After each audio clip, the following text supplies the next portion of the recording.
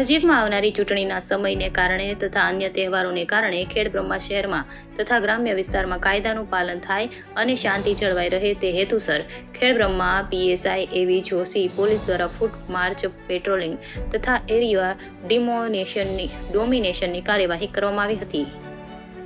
India 24 news reporter Jayesh Thakor સાથે શૈલેષ પટેલ, જિલ્લા chief bureau, Sabarkantha.